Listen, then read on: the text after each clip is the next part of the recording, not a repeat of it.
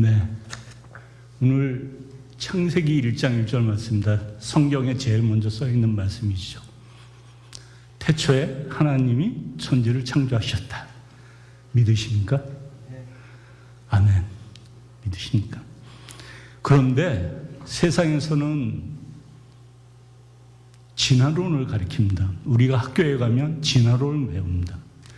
거기서 창조론을 얘기했다가는 시험은 빵점이고 친구들 사이에서는 왕따를 당합니다. 그러면 교회에 오면 어떻습니까? 교회에 와서 우리가 진화론을 얘기하면 믿음이 없다고 정죄받고 역시 성도님들한테 왕따를 받습니다.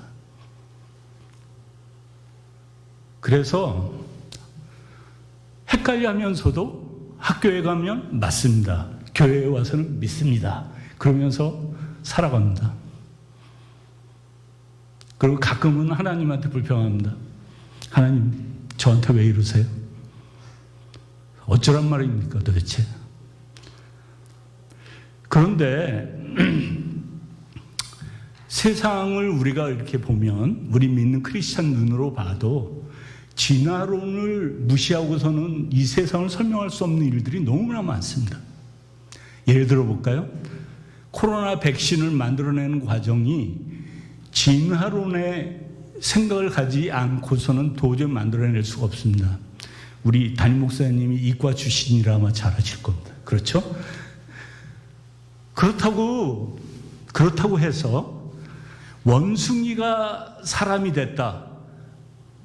도저히 믿을 수가 없습니다. 증거가 1도 없습니다. 그러면 도대체 어쩌란 말입니까? 우리 크리스찬은? 그래서 그러면 진화론과 창조론이 도저히 그러면 결합이 안 되나? 그렇게 생각할 수 있는데 있습니다. 방금 얘기한 그 코로나 백신을 개발하는 그 학자들을 병리학자라고 하는데, 병리학자들이 나이를 먹어가면서 기독교로 개종하는 사람들이 많습니다. 왜 그런 줄 아십니까? 진화론이 틀렸다고 생각하기 때문입니다. 자, 그래서 오늘 그 유신론적 진화론을 얘기하고 하나님이 세상을 창조하셨지만 소진화가 있었다 이런 얘기를 하려는 게 아니고, 그만큼 우리 세상을 지배하는 생각은 진화론이 강하다는 얘기를 하고 싶은 겁니다. 그런데 만약에 하나님이 세상을 창조하셨다면, 우리가 가정해 보자고요. 창조하셨다면 이 세상에 있는 다른 신들은 뭔가 그런 생각 안 드세요? 우리 안 믿는 사람들은, 세상 사람들은 우리 기독교를 많은 종교 중에 하나라고 생각하세요? 생각해요, 그들은. 제 어머니가 제가 어렸을 적에 예수 믿기 전에 그 추운 엄동설 안에 찬물로 목욕을 하시고 정한수를 떠놓고 촛불을 켜고 비셨습니다. 그 당시에 저희 집이 굉장히 어려웠고 이제 송사에 휘말리고 있었는데, 그 어렸을 때지만 기억합니다. 어머님의 그 정성을. 어머님은 비십니다. 손바닥 이렇게 비비시면서. 뭘 비셨을까요? 누구한테 비신 거예요? 천지신명께 빌었어요. 하늘 땅 세상 어느 곳에 있는 신은 어떠한 신이라도 내 정성을 봐서라도 내 기도 좀 들어주라, 그 말이거든요. 그런데 만약에 하나님이 세상을 창조하셨다는 참신이시라면 우리 어머님은 그냥 가짜 신들한테 비신 거예요. 만약에 하나님이 세상을 창조하셨다면, 그리고 우리가 믿는다면 이 세상의 신들은 인간들이 만들어냈을 가능성이 굉장히 많습니다. 믿으십니까? 그러면 우리 기독교인들은 우리 하나님을 어떻게 생각합니까? 세상을 창조했다고 믿습니까? 믿는데, 그러면 세상 사람들이 우리 기독교인들을 보고 하나님이 세상을 창조하셨구나라고 믿습니까? 그렇게 보입니까? 만약에 그렇다면 우리 기독교가 오늘날처럼 세상 사람들한테 욕을 많이 먹지 않을 것입니다. 그러면 우리 성경에 보면 성경에 있는 그 나오는 믿음의 선진들, 이스라엘 백성들, 아브라함부터 시작해서 모세부터 시작해서 그 백성, 이스라엘 백성들이 하나님을 창조주라고 믿었을까요? 우리 그 기독교인들이 하물며 목사님들도 많이 좀 잘못 알고 계시는 게 뭐냐면 성경에 나오는 그 우리 이스라엘 사람들이 하나님을 굉장히 잘 믿었는데 그냥 몇몇 사람들이 그냥 범죄해가지고 그냥 이스라엘 사람들이 골탕 먹은 걸로 그렇게 생각하는 경우가 참 많은데 그게 아니라 정반대입니다. 거의 다 세상 신의 야합을 했고 세상적인 풍속을 쫓고 있는데 그렇게 살다가 하나님도 그냥 신 중에 하나로 제사를 지내준 거예요. 혼합종교입니다. 그럴 때마다 하나님은 오래 참으시다가 선지자를 보내요. 선지자를 보내서 선포해야 하는데 그 선지자들이 무슨 말을 합니까? 하나님은 창조주이시다. 하나님은 유일한 우리의 참신이시다. 너희들 돌아와라. 돌이켜라. 들어라. 하나님 말씀을 들어라. 그렇게 선포한 겁니다. 전부 그 내용을 보면 다 그렇습니다. 그러면 이스라엘 백성들이 실수 그리고 돌아섰습니까?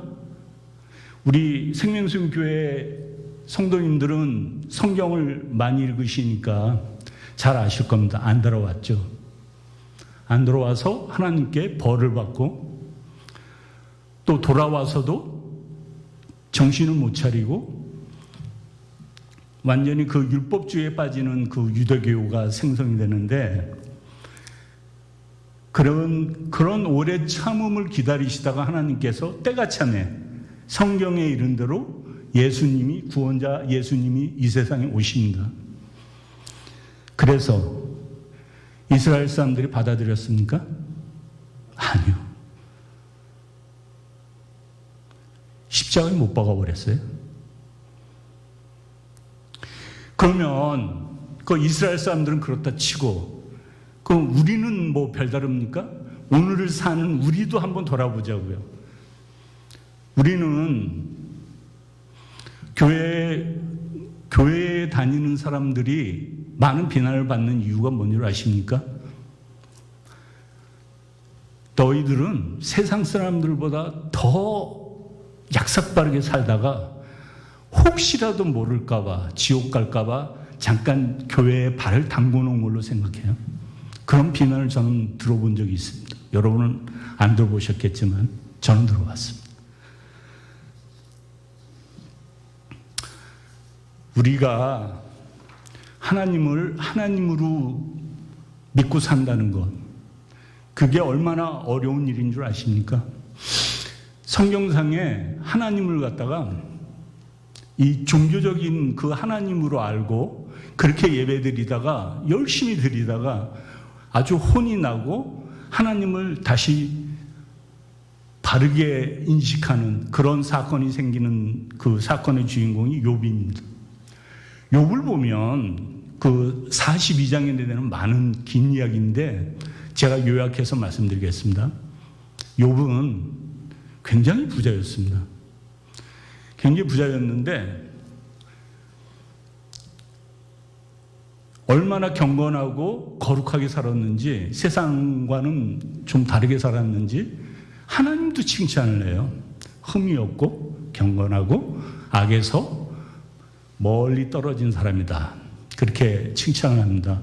어느 정도 이 사람이 열심히 했냐면 잔치를 벌이고 혹시라도 술 취해서 자식들이 실수라도 할까봐 그거까지 제사를 지내요. 그거를 회개하는, 죄를 질까봐 회개하는 제사까지 지내. 그것도 자기 실수를 위해서 제사를 지내는 게 아니라 자기 자녀들이 실수할까 봐. 오늘날 어떤 분은 자기 자식을 위해서 헌금을 내줘요. 그런 거랑 똑같습니다. 그런데 어느 날 하늘에서 회의가 열립니다. 이럴 때 하나님이 사탄한테 물어봅니다. 야, 사탄, 너 어디 갔다 왔어? 뭐 세상 구경하고 왔습니다. 그래? 너 욥 알아? 예, 압니다. 아, 걔 괜찮아. 괜찮아. 아주 경건하고 좋아. 그랬더니 사탄이 그렇게 얘기합니다. 참, 하나님. 아니, 자식 복 있어, 재산 복 있어. 그리고 뭐 누구는 그렇게 안 합니까? 그거 뺏어 보십시오, 한번. 그래도 안 변하나. 하나님이 그래? 그럼 우리 한번 해볼까? 그러면서 몸만 건드리지 마라. 그러면서 사탄이 다 뺏을 수 있도록 허락을 합니다. 그래서 재산을 뺏고 자식들을 다 죽입니다. 그래도 욥은 변하지 않습니다. 근데 또 하나님이 사탄한테 물어봅니다. 어디 갔다 왔어? 세상 구경하고 왔습니다. 그래? 욥 괜찮지? 응? 네가 재산을 뺐어도 변하지 않잖아? 괜찮지? 그랬더니 사탄이 또 말합니다. 재산은요, 또 벌면 되거든요. 몸을 한번 상하게 해보십시오. 그래도 그런가? 하나님 또 허락을 하십니다. 그래, 목숨만은 살려주라. 그 대신에 몸 건드려도 좋다. 자, 이 1, 2차 하나님께서 허락을 하시는 가운데 무엇을 여러분들은 보십니까? 하나님이 먼저 제안을 하십니다. 사탄이 시비를 거는 게 아니고 하나님이 먼저 말을 합니다. 너 욥 알아? 걔 괜찮은 애야. 그러니까 우리가 세상에서 겪는 유혹과 시험이 있습니다. 시험은 하나님이 주신 테스트라고 하고 사탄이 우리한테 하는 시험은 유혹이라고 해서 템테이션이라고 합니다. 그런데 템테이션이건 테스트건 유혹이건 시험이건 그 배후에는 하나님이 계시다는 걸 아셔야 합니다. 무슨 말씀입니까? 우리가 유혹을 이겨내면 사탄한테 진 거고 하나님의 테스트에 불합격한 겁니다. 우리가 유혹을 이겨내면 사탄에게 이긴 거지만 하나님의 테스트도 패스한 겁니다. 세상의 시험과 유혹의 양면성입니다. 그래서 우리가 어려움을 예수님께서 우리한테 가르쳐 주신 기도에 시험에 들지 말게 하시며 하지 우리에게서 시험을 없애주십시오라고는 절대 기도 안 하십니다. 그러니까 시험은 있습니다. 유혹도 있습니다. 하지만 사탄의 유혹이건 하나님의 시험이건 우리는 그것을 이겨내야 하고 또 그것을 이겨내면 정금과 같은 믿음이 나온다고 우리 성경에서 증언하고 있습니다. 자, 그래서 욥이 그러면 몸까지 상해서 어느 정도까지 상했는지 우리 성경 많이 읽으시는 우리 생명교회 성도님들은 아실 겁니다. 벽돌로 그 고름 자국을 긁어요. 상상을 한번 해보십시오. 자, 그럼 욥이 안 변했을까요? 욥은 점점 변해갑니다. 차라리 나 태어나지나 말걸. 하나님, 도대체 내가 뭐라고 이렇게까지 신경 쓰세요? 내가 설사 그래 좋아요. 내가 잘못했다 칩시다. 뭔지 모르겠지만 그런데 치더라도 나를 이렇게 하나님께서 간섭하십니까? 하면서 기도하다가 나중에는 차라리 내 목숨을 가져가십시오. 죽기까지 이제는 대듭니다. 근데 이제 고대 중동에서는 친구 사이에 어떤 어려움이 생기면 이렇게 찾아가서 위로를 해주는 그런 풍습이 있습니다. 그래서 새 친구가 찾아옵니다. 근데 그 욥이나 새 친구나 가지고 있었던 그 당시에 그 신에 대한 생각은 뭐였냐면 인과응보였습니다. 인과응보라는 것은 내가 어떤 죄를 지었으면 그 죄의 대가를 받고 내가 잘했으면 상을 받는다라는 인과응보론에 젖어 있었던 그런 시대입니다. 그러니까 그 친구들이 와서 이렇게 말합니다. 야, 욥, 너 도대체 무슨 죄를 저질렀길래 이렇게 큰 고난을 받고 있느냐? 그렇게 말했더니 욥이 그렇게 말합니다. 나도 모르겠다. 내가 뭘 잘못했는지 나도 모르겠다. 왜 하나님께서 나한테 벌을 주시는지 나도 모르겠다. 그러니까 난 잘못한 게 없다라는 얘기입니다. 그래서 친구들이 또 말합니다. 그래? 그럼 너는 얼마나 교만한 인간이냐? 그럼 하나님이 잘못했단 말이냐? 하나님이 실수로 너에게 벌을 줬단 말이냐? 그렇게 말합니다. 그거는 신정관이라고 말하는데 하나님이 하시는 일은 무조건 옳다. 그런 뜻입니다. 이런 생각들로 가지고 있었던 사람들의 대화입니다. 그런데 이렇게 대화가 계속되는 중에 욥이 하나님 차라리 절 죽여주십시오. 그러고 있을 때 하나님이 38장에서 나타나십니다. 그래서 완전히 선문답 같은 얘기를 합니다. 내가 하늘의 별을 만들 때 넌 어디 있었어? 내가 물을 만들고 땅을 만들고 그랬을 때 넌 어디 있었어? 39장. 내가 이 세상에 새들을 만들고 그 커다란 짐승들도 만들고 그랬을 때 너 어디 있었어?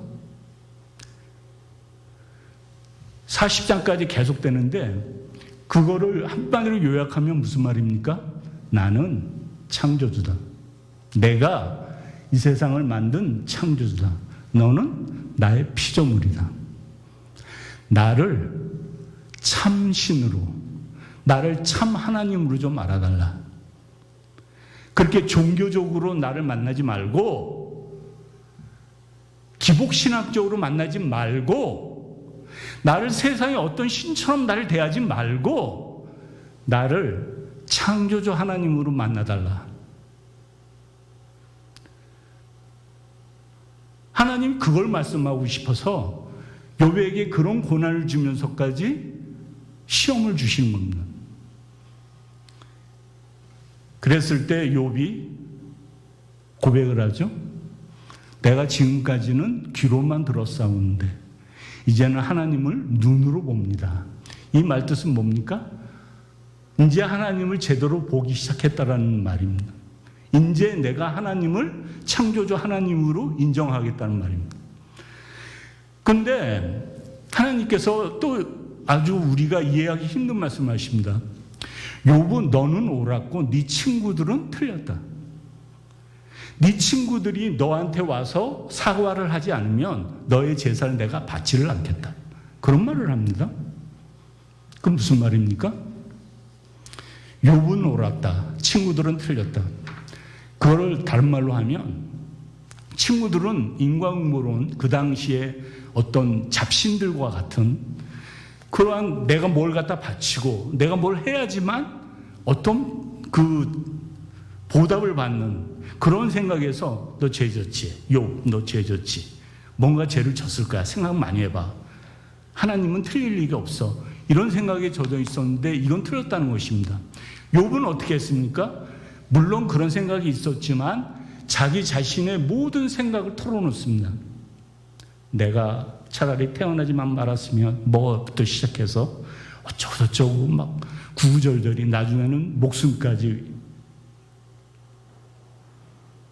하나님은 그걸 원하시는 겁니다. 인격적으로 대화하는 걸 원하시는 겁니다.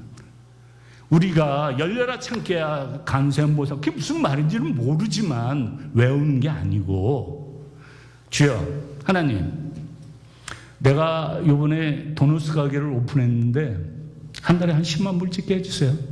그러면 너무 헌금 한 5만 불 하죠 뭐. 이런 기도가 잘못됐지만 대화를 할 수 있다는 겁니다. 하나님은 이 세상 창조하신 분이시지만 인격적인 하나님이신다. 그 하나님의 형상을 닮아서 저희가 태어났어요. 하나님과 대화를 할 수 있습니다. 그래서 하나님은 욥은 옳고 너희 친구들은 틀렸다라고 말합니다. 그리고 욥이 그 다음에 받는 복은 뭐 또 갑절로 받습니다. 물론 죽은 자식들은 보상을 또 해준다고 해서 보상이 되는 건 아니죠. 그죠? 그렇지만 보상을 받습니다. 하나님이 세상을 창조하셨습니다. 믿으십니까? 그런데 우리 기독교인들이, 우리 생명생 교회 교인들은 아니고 다른 교회 교인들은 하나님을 도나스 가게, 세탁소, 뷰티 서플라이 이 수준으로 끌어내립니다. 하나님, 요번에 장사 잘 되게 해주시면 내 헌금도 좀 하고 열심히 한번 다녀드릴게요. 하나님, 내 자식은 하버드를 가야 되지 않습니까? 그래야 하나님께서 영광 받으시고 저는 간증하고 일타이심리 아닙니까? 전문 용어죠. 일타이심리. 그렇게 하나님을 하버드, 예일 수준으로 끌어내려요. 이 세상을 창조하신 하나님을. 그리고 아이비리그에 다니는 그 학생들을 하나님처럼 모셔요. 아니라고 말할 수 있습니까? 저 자신부터 시작해서. 아니요. 굉장히 죄송한 말씀이지만 하나님은 여러분 사업과 여러분 자식들이 명문대 가는데 일도 관심이 없으십니다. 놀라셨죠? 아니, 하나님이 내 이름도 아신다며. 하나님이 내 머리카락도 세셔서 몇 개인 줄 아신다며. 그리고 나를 창조하시고 내 인생 깊숙이 개입해서 역사하신다며. 맞아요. 맞는데 여러분의 사업, 여러분 자식들의 좋은 대학 가는 거 얘는 관심이 없으시다고요. 이 문제를 해결하고 싶으시면 여러분들은 송악사로 가는 게 빠릅니다. 물론 송악사에 간다고 해서 해결되는 건 아닌지, 해결할 수도 있습니다. 왜냐하면 잡신들도 능력은 있거든요. 없다고 생각하십니까? 모세가 바로 앞에서 출애굽하려고 했을 때 그 재앙을 내리니까 그 바로의 그 주술사들, 제사장들이 같이 따라한 거 몇 개 따라 했잖아요. 능력이 있어요. 귀신들이 능력이 없다라고 생각하시면 오해이십니다.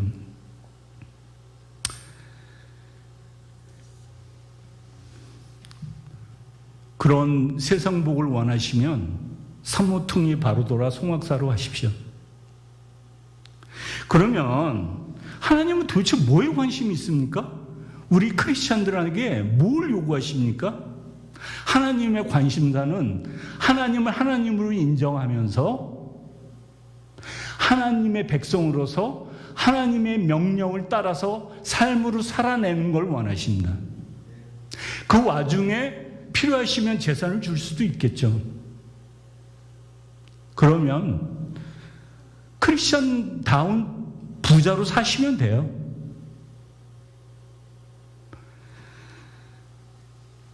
내가 세상에서 어떤 특별한 지혜에 올라서 하나님께 영광 돌린다는 생각을 버리시기 바랍니다. 그러면 어떤 지혜에 못 오른 사람들은 하나님 영광을 가렸습니까? 명문대학을 가서 하나님께 영광 돌렸습니다라고 간증하시는 분들한테 저는 묻고 싶습니다. 그러면 로컬 대학을 갔거나 가정사정 때문에 대학을 못 간 사람도 하나님 영광을 가렸습니까?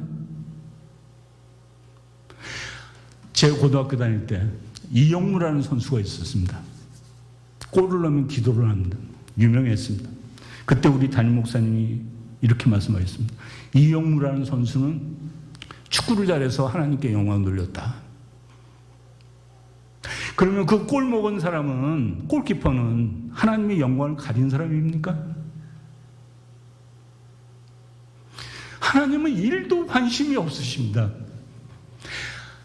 하나님의 관심사는 여러분들이 나의 백성들이, 내가 이름까지 알고 있는 너희들이 내 명령대로 살고 있느냐? 그거를 원하세요. 물론 세상을 보면 하나님이 살아계시지 않은 것 같은 일들이 많이 일어납니다. 그리고 착하게 살지 않는 사람들이 너무 잘 되는 걸 우리가 많이 봅니다. 억압받는 사람들, 억울한 사람들을 더 짓밟는 사람들을 우리는 많이 봅니다. 또 많이 경험합니다. 이랬을 때 우리가 도대체 어떻게 기독교인으로서 하나님인 창조주 하나님을 우리가 하나님으로 알고 하나님답게 우리가 사는 삶일까요? 그걸 알아보기 위해서 우리가 데살로니가전서 5장 16절부터 18절까지를 보겠습니다. 얼마 전에 우리 담임 목사님께서 설교하신 내용인데, 우리 하나님과의 관계를 맺고 있는 관계에서 우리가 어떻게 해야 할까, 우리가 어떻게 살아야 할까를 강조하신 얘기입니다. 대부분 주일날 설교를 듣고 끝나서 돌아가면서 교제하는 순간에 98.24% 정도 성도님들이 그날의 성경 말씀을 잊어버립니다. 그렇지만 우리 생명순교회 성도님들은 성경을 많이 읽고 굉장히 말씀을 사모하시는 분이기 때문에 91.4% 정도는 기억하고 계실 겁니다. 자, 우리가 한번 보겠습니다. 항상 기뻐하라. 쉬지 말고 기도하라. 그 다음에는요? 네? 그 다음에는 우리가 한번 모든 일에 감사하십시오. 이는 여기서부터 중요합니다. 모든 일에 감사하십시오. 이것이 그리스도 예수 안에서 여러분에게 바라시는 하나님의 뜻입니다. 예수 안에서라는 말은 우리 믿는 사람들 가운데 그런 뜻이고요. 자, 하나님의 뜻입니다. 그러니까 항상 기뻐하고 끊임없이 기도하고 모든 일에 감사하는 일이 하나님의 뜻이랍니다. 이게 전부 명령문으로 되어 있어요. 그러니까 명령하는 겁니다. 하나님이 항상 기뻐해, 끊임없이 기도해, 모든 일에 감사해. 명령문입니다. 그러면 우리는 믿는 사람들이니까 하나님이 그렇게 명령했으니까 기분 좋다. yeah. Don't worry. Be happy. 이러면 기분 좋아지는 겁니까? 현실은 그게 아닌데. 현실은 너무너무 힘들어 죽겠는데. 끊임없이 기도하라. 그래, 소나무 하나 정도는 뽑아야지. 주여 주시옵소서. 그렇게 기도합니까? 그렇게 기도하면 하나님이 들어주십니까? 그러면 안 들어주신 부분들에 대해서는 어떻게 답변하시겠습니까? 새벽 기도 가다가 교통사고가 났어요. 그거 기뻐할 일입니까? 겨울에 새벽 기도 가다가 얼음판에 미끄러져가지고 골반이 부서졌습니다. 기뻐할 일입니까?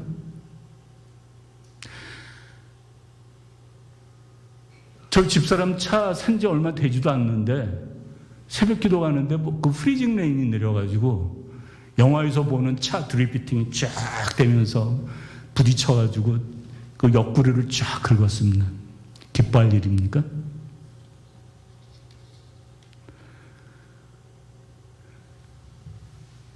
우리가 그런 일들을 겪으면서 하나님 원망하는 경우도 많습니다. 그런데 하나님은 기뻐하랍니다. 왜 그런 줄 아십니까? 하나님이 이렇게 명령해 놓고 그래 지키나 보자. 왜 안 기뻐해? 이렇게 하십니까? 그게 아닙니다. 자, 다시 보겠습니다. 하나님의 뜻입니다. 항상 기뻐하라. 하나님의 뜻은 무엇입니까? 항상 내가 기뻐할 일을 주겠답니다. 이게 하나님의 뜻이에요. 항상 기도하라. 하나님의 뜻은 무엇입니까? 내가 항상 듣겠다라는 말입니다. 내가 쉬지 않고 듣겠다라는 말입니다. 범사에 감사하라. 범사에 감사할 일을 하나님께서 주시겠답니다. 이게 하나님의 뜻입니다. 세상을 창조하시고 오늘도 살아계셔서 우리 가운데 역사하시는 우리 하나님께서 인격적으로 만나시면서 그렇게 기뻐할 일 주시고 항상 기뻐할 일 주시고 끊임없이 들어주시고 범사에 하나하나에 전부 감사할 일을 주시겠다는 하나님의 약속입니다. 하나님의 뜻입니다. 여러분이 하나님을 아직 인격적으로 못 만나셨다면 유감입니다. 인격적으로 만나십시오. 만나야 합니다. 만나달라고 기도하십시오. 만나 주실 겁니다. 왜냐하면 하나님과 인격적인 관계를 맺었다는 것은 구원을 받았다는 말인데 이 구원받는 삶은 정말 축복된 삶이기 때문입니다. 우리 천지를 창조하신 우리 하나님을 믿는다는 것, 우리가 기독교인이 되면 믿음이 생깁니다. 믿음이라는 생깁니다. 근데 그 믿음이 제가 신앙생활을 해보니까 믿음이란 이런 겁니다. 첫째는 하나님이 어떤 분인지 아는 겁니다. 도대체 하나님이 천지를 창조하셨고, 그 다음에 거짓말도 하실 줄 모르고, 전지전능하시고, 이런 하나님의 성격과 하나님의 그 모든 것에 대해서 아는 것은 성경 읽는 것이죠. 하나님을 아는 겁니다. 첫째는. 둘째는 하나님이 뭘 약속하였나, 우리한테 무엇을 약속하셔서 그것을 성실하게 이행하실 것을 우리가 믿는 겁니다. 하나님의 약속을 믿고 알고 믿는 것을 우리 삶으로 살아내는 겁니다. 이게 믿음입니다. 살아내는 겁니다. 사는 게 아니에요. 우리는 살아낼 수가 없어요. 성령 하나님의 도우심이 아니면 우리는 살아낼 수가 없어요. 이 세상을 창조하신 우리 하나님께서 인격적으로 대하기를 원하시면서 항상 기뻐할 일을 주시고 끊임없이 들어주시고 범사에 감사할 일을 주시는 우리 하나님을 여러분들은 인격적인 관계를 맺으셔야 됩니다. 하나님의 부탁입니다. 하나님의 뜻입니다. 우리 성도님들께서는 올 한 해 어떤 계획을 가지고 계시고 어떤 목표를 가지고 계십니까? 하나님을 하나님으로 인정하는 삶처럼 귀중한 삶이 없습니다. 그것은 보장된 삶입니다. 왜냐하면 세상을 창조하신 하나님이 보증하는 삶이기 때문입니다. 기도하시겠습니다.